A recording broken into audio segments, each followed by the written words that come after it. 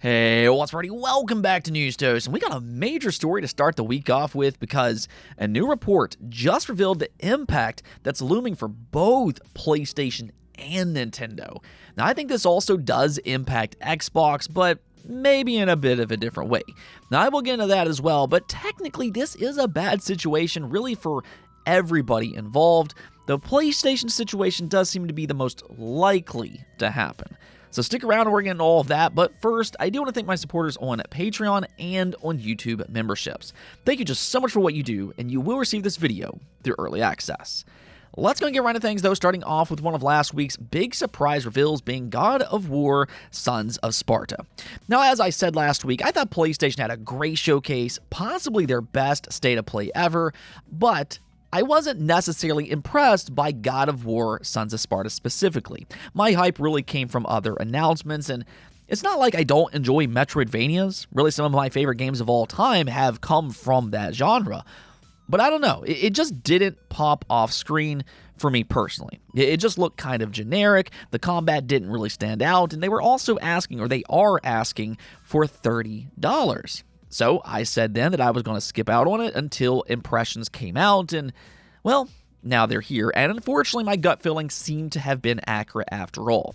Its Metacritic score is currently sitting at a 73 overall score with just 10 reviews, so to be fair, it could still change quite a bit, but its user score is also about the same at 71. So you can kind of take that as you will, but from everything that I've heard, it seems like it's just a middling experience.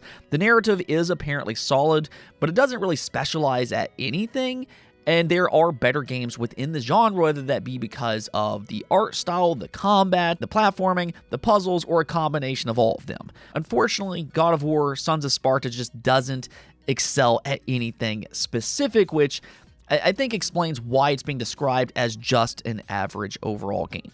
Now, to be fair, though, because it is a God of War game, that still might be enough for some people to buy into it, but the way I view it personally is it's probably going to be better worth it once it goes on a discount.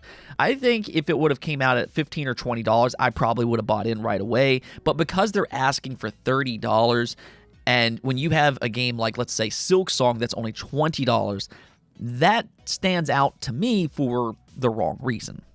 If you have played it, though, let me hear your impressions of it in the comments below. Now, Sega also revealed a very interesting update during their financial report. According to Sega, they are planning to release, quote-unquote, 4 major new titles from mainstay IP before March 31st of 2027.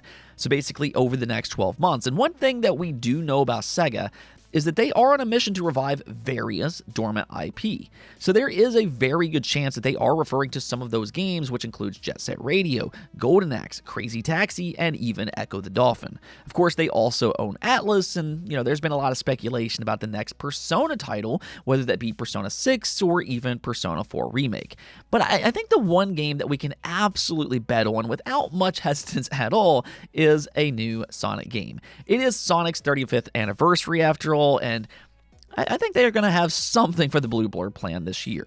Either which way, though, it sounds like fans of Sega could have a very fun year with a few surprises around the corner. Oh, and Game Pass seems to be teasing a major AAA game for the service, and in fact, this was actually a Game of the Year contender from just last year, being Kingdom Come Deliverance 2. Now, the first game is actually already available on Game Pass, which, by the way, got its next generation upgrade last week, so go check that out if you haven't already. This is a very story-heavy series after all, and it's good to go into that game first, but if you've been waiting to play the sequel, well, the Game Pass Twitter X account posted this email as some kind of tease. It reads, "We've got quite the release slate lined up for Xbox Game Pass. So far, this is going to be a huge year. Oh, and speaking of upcoming releases, well, I shouldn't say too much, but if you're getting quite hungry for a fun adventure, all I can say is that something big is about to be deliveranced to Xbox Game Pass." So, yeah, that sounds fairly straightforward. Sounds like a more official announcement for maybe Deliverance 2 could be right around the corner, and if true, this really is a huge inclusion. I mean, it's not necessarily a day one release per se, but it's also a fairly new game releasing just last year, and it's arguably one of the best RPGs of the entire generation. All right, let's just go and get into the big story of the day, though, and this really impacts the entire game industry across the board. I mean, it impacts PlayStation, Nintendo, Valve, and Xbox, so this is a very important piece to follow, but this story specifically mentioned PlayStation and Nintendo directly. So they will be my main focus for this topic, but I will touch up on the impact it has on Xbox as well, and why they may not have been name dropped, at least as of this moment. Regardless, though, this report comes from Bloomberg, and they claim that because of the AI boom and the rise of price for things like RAM, people that are familiar with Sony's thinking have revealed that Sony is, in fact, contemplating the idea of delaying the PlayStation 6 to 2028 or even 2029. So, I mean, we're talking about a delay by potentially multiple years. And this is not the first time that we've heard this either. I believe it was just last month when Insider Gaming reported something very similar. So this report basically corroborates what they said, and it adds evidence that this isn't just a simple rumor. This is an actual consideration from Sony, and I'd say for a very good reason. I mean, there are concerns that the AI boom could last for several years, and that means the sky-high prices that we've been seeing could be a problem for the foreseeable future. And that's a tough environment to launch a brand new console in, which we're seeing firsthand from Valve. You know, they just delayed the Steam Machine last week, and they point blank said that their price has been impacted.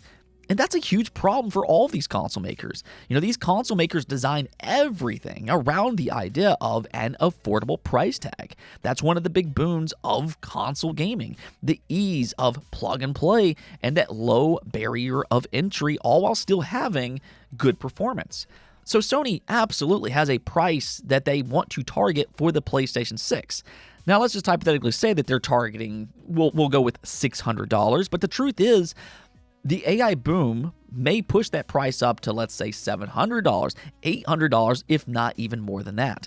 And I'm just throwing out hypothetical numbers out here. Don't take them too serious, but for a console business, anytime a price increase like that happens, it is devastating for them. And I'll just use a few examples here. Let's talk about the PS3 for a moment, because that struggled right out of the gate largely because of its $600 price tag. And then if you look at the 3DS, it faced a similar issue. And fans just were not buying it to the point that Nintendo ended up backtracking within the first year. And what's really interesting about both of those consoles is that they were coming off two of the most successful consoles of all time. The PS2 momentum did not carry over to the PlayStation 3 because of its high price tag. And the same can be said for the DS to the 3DS.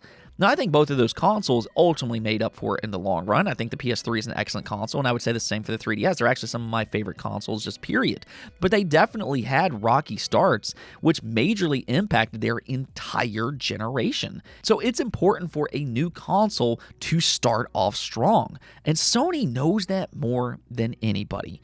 So yeah, it sounds like they are heavily considering a delay, possibly by multiple years, which technically is really bad news for them. Again, it hurts their internal strategy and forecast, but I have to say, and I've said this before, but I don't necessarily view this delay as bad news for gamers, or at least for the short term. I don't necessarily think that that story in itself is terrible for gamers, because I don't think there is a pressing need for next generation consoles as of this moment.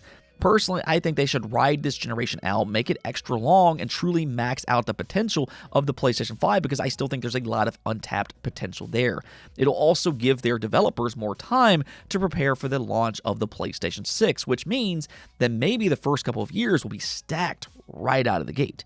So I think that there are positives that can come from this, but at the same time, it is still a terrible situation, because obviously it will impact hardware for years and years to come, and not just in terms of gaming, but really across the board. And it's hard to say when things will go back to normal, if ever at all.